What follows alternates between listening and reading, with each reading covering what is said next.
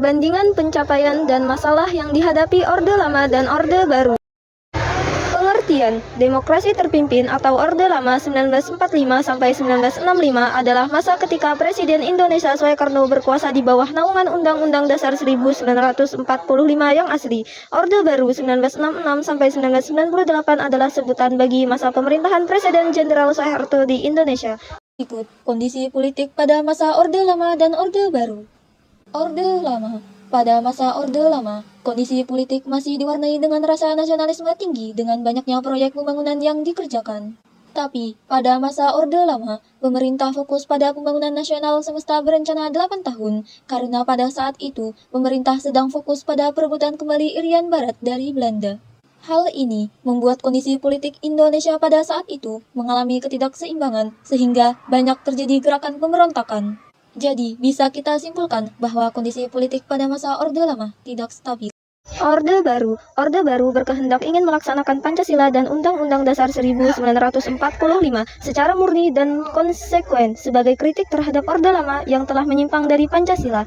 Di era Orde Baru, stabilitas dan pembangunan serta-merta tidak lepas dari keberadaan Pancasila. Pancasila menjadi alat bagi pemerintah untuk semakin menancapkan kekuasaan di Indonesia.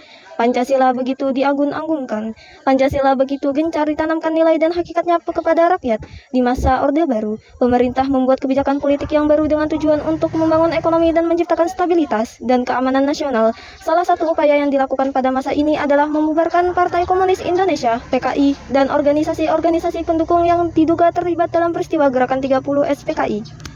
Pada masa Orde Lama dan Orde Baru.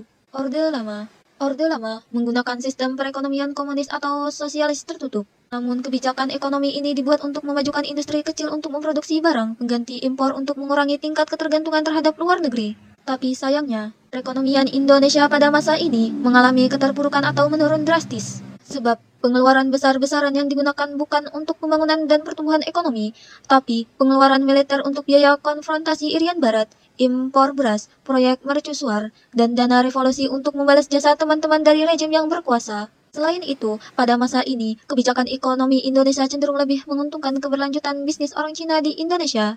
Jadi, bisa kita simpulkan bahwa kondisi ekonomi pada masa Orde Lama lemah. Orde Baru. Pada era pemerintahan Orde Baru, Indonesia telah menerapkan kebijakan pembangunan nasional yang dikenal dengan Replita. Replita atau Rencana Pembangunan 5 Tahun adalah satuan perencanaan oleh pemerintah Orde Baru di Indonesia pada masa pemerintahan Soeharto yang dilaksanakan selama 30 tahun.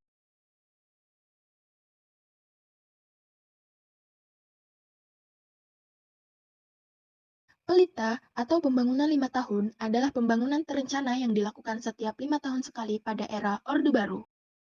Dengan mengadopsi model pembangunan berencana, Orde Baru berhasil meningkatkan pertumbuhan ekonomi rata-rata sebesar 7% per tahun, mengurangi angka kemiskinan dari 60% menjadi 11%, dan meningkatkan pendapat per kapita dari $70 Amerika Serikat menjadi $1.000 Amerika Serikat.